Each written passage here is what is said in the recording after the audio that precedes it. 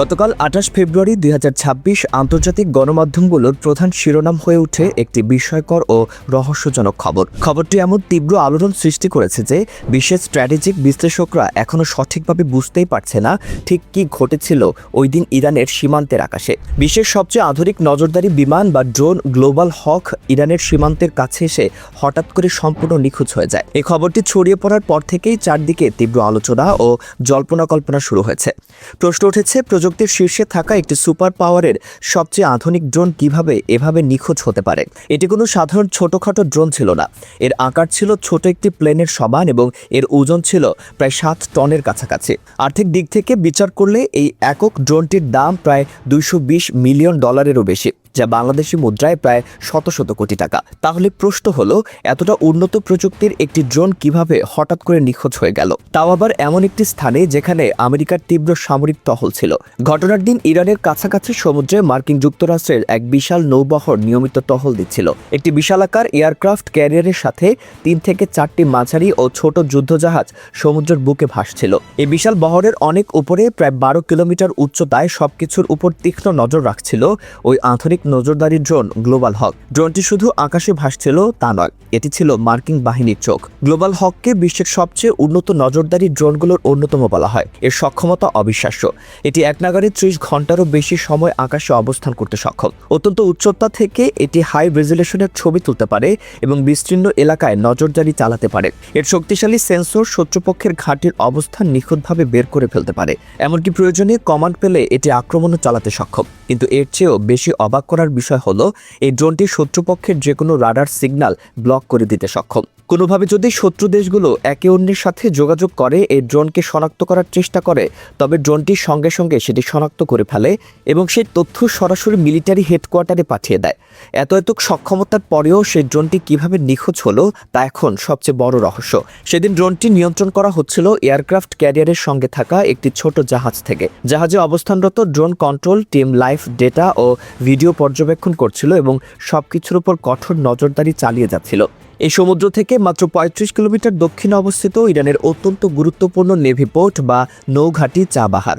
এই চাবাহার ঘাঁটি থেকেই ইরান তাদের উপকূল ও সমুদ্র সীমার উপর কঠোর নজরদারি চালায়। মার্কিন ড্রোনটি মূলত সেই ঘাঁটির উপরই নজর রাখছিল। গ্লোবাল হক ড্রোন এমনভাবে তৈরি করা হয়েছে যা অনেক দেশের উন্নত রাডারকেও ফাঁকি দিতে সক্ষম। কিন্তু ইরান এবার সাধারণ কোনো প্রযুক্তি ব্যবহার করেনি। ইরানের এই ঘাঁটিতে মোতায়েন করা হয়েছে রাশিয়া ও চীনের তৈরি উন্নত আধুনিক নেভো M3D মাল্টিব্র্যান্ড রাডার সিস্টেম।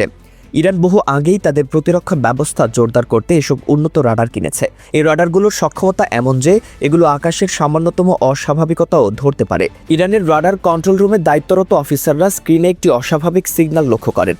তারা প্রথমে ভেবেছিলেন হয়তো এটি একটি কোনো সাধারণ বিমান বা পাখি, কিন্তু দীর্ঘক্ষণ পর্যবেক্ষণের পর তারা বুঝতে পারলেন এটি কোনো সাধারণ কিছু নয়। এটি কোনো অজানা উড়ন্ত বস্তু যা তাদের কয়েক কিলোমিটার উপরে আকাশে এক জায়গায় বারবার ঘুরপাক খাচ্ছেন। ইরান সরাসরি কোনো বড় পদক্ষেপ নেওয়ার আগে বিষয়টি নিশ্চিত করার জন্য একটি ফাইটার জেট MiG-29 পাঠায়। এই MiG-29গুলো রাশিয়ার তৈরি যুদ্ধ বিমান। ছোট আকারের হলেও এগুলো অসম্ভব দ্রুত গতি সম্পন্ন। কিন্তু সমস্যা হলো, ড্রোনটি যে উচ্চতায় অবস্থান করছিল সেই উচ্চতায় বিমানটি পৌঁছাতে পারছিল না। ফলে জেটটি কাছাকাছি গিয়েও ড্রোনের উচ্চতায় উঠতে ব্যর্থ হয় এবং বাধ্য হয়ে ফিরে আসে। এটি ইরানি প্রতিরক্ষা বাহিনীর জন্য একটি চ্যালেঞ্জ তৈরি করেছিল, কিন্তু তারা হাল ছাড়েনি। গোটা বিশ্ব খুব ভালো করেই জানে ইরানের এয়ার ডিফেন্স সিস্টেমের সক্ষমতার কথা। ফাইটার জেট ব্যর্থ হলে ইরানের রাডার কন্ট্রোল রুম থেকে সরাসরি S-300 সিরিজের এয়ার ডিফেন্স সিস্টেম সক্রিয় করার নির্দেশ দেওয়া হয়। এই সিস্টেমটি বিশ্বের অন্যতম শক্তিশালী প্রতিরক্ষা ব্যবস্থা। এই সিস্টেম থেকে ছোড়া মিসাইল প্রতি ঘন্টায় ৩৬০০ কিলোমিটারেরও বেশি গতিতে ছুটতে পারে এবং প্রায় ৪০০ কিলোমিটার দূরের নির্দিষ্ট লক্ষ্যবস্তুতে আঘাত হানতে সক্ষম। ডিফেন্স সিস্টেম সক্রিয় হওয়ার পর একটি মিসাইল নির্দিষ্ট টার্গেটের দিকে ধেয়ে যায়। অন্যদিকে জাহাজে থাকা ড্রোনের অপারেটররা যখন বিষয়টি বুঝতে পারেন, তারা সেটিকে দ্রুত সরিয়ে আনার চেষ্টা করেন। কিন্তু ড্রোনটি দেখতে বিশাল হলেও এর গতি তুলনামূলকভাবে অনেক কম, মাত্র ৫৭০ কিলোমিটার প্রতি ঘন্টায়। মিসাইলের গতির তুলনায় এর গতি খুবই নগণ্য, অর্থাৎ গতির দিক থেকে ড্রোনটির পক্ষে মিসাইলকে এড়িয়ে যাওয়া খুবই কঠিন, প্রায় অসম্ভব। ইরানের রাডার কন্ট্রোল রুমে থাকা অফিসাররা স্ক্রিনে চোখ রেখে পরিস্থিতি পর্যবেক্ষণ করছিলেন। উত্তেজনা ও রহস্যের মধ্য দিয়ে কয়েক সেকেন্ডে অতিবাহিত হয়। হঠাৎ করে স্ক্রিনে দেখা যায় ওই অস্বাভাবিক সিগন্যালটি হুট করে অদৃশ্য হয়ে গেছে। সিগন্যাল অদৃশ্য হওয়ার অর্থ একই, ড্রোনটি আর আকাশে নেই। এই ঘটনার পর আন্তর্জাতিক গণমাধ্যম ও সামাজিক যোগাযোগ মাধ্যমে ব্যাপক আলোচনা শুরু হয়ে গেছে। ইরান বারবারই বলে আসছে তাদের আকাশ সীমায় কোনো বিদেশি জাহাজ বা বিমান প্রবেশ করলে তা কঠোরভাবে প্রতিহত করা হবে। এবার তারা সেই কথার বাস্তবায়ন করেছে কিনা তা নিয়ে ঘুরপাক খাচ্ছে বিশ্ব। এই ঘটনার পর সবচেয়ে বড় প্রশ্ন রয়ে গেছে, ড্রোনটি সত্যিই কি নিখোঁজ হয়েছে নাকি কেবল এর যোগাযোগ ব্যবস্থা বিচ্ছিন্ন হয়েছে। ঘটনাটির মধ্যে একটি গভীর রহস্য লুকিয়ে আছে। যদি ড্রোনটিকে মিসাইল দিয়ে গুলি করে নামানো হয়ে থাকে তাহলে সেটি ইরানের সামরিক সক্ষমতার একটি বড় প্রমাণ। আর যদি ইরানের কোনোভাবে ড্রোনটির নিয়ন্ত্রণ নিয়ে সেটিকে কাবু করে মাটিতে নামিয়ে আনা হয়ে থাকে তাহলে সেটি হবে প্রযুক্তি জগতের জন্য এক বিশাল চমক এবং মার্কিন যুক্তরাষ্ট্রের জন্য এক বিরাট অপমান। কারণ $220 মিলিয়ন একটি ড্রোন যদি শত্রুপক্ষের হাতে পড়ে তবে তার ভেতরে সিক্রেট প্রযুক্তি ও ডেটা ফাঁস হয়ে যাওয়ার আশঙ্কা রয়েছে।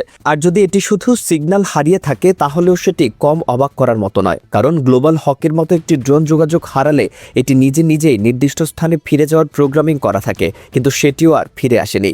যাই ঘটুক না কেন, এই ঘটনা একটি বিষয় স্পষ্ট করে দিয়েছে যে মধ্যপ্রাচ্যের আকাশে এখন শুধু যুদ্ধবিমানের দৌরাত্ম্য নেই, বরং চলছে তীব্র প্রযুক্তির প্রতিযোগিতা।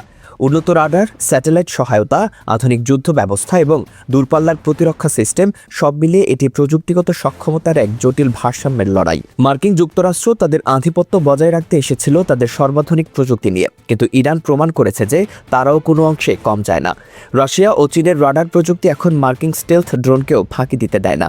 MiG-29 ব্যর্থ হলেও S-300 সিস্টেম কাজটি করেছে কিনা তা নিশ্চিত হওয়া গেলে বলা যাবে ইরানের আকাশ প্রতিরক্ষা ব্যবস্থা এখন আরও শক্তিশালী ও ভয়ঙ্কর। এই ঘটনা মধ্যপ্রাচ্যের রাজনীতি ও সামরিক কৌশলে নতুন মাত্রা যোগ করেছে।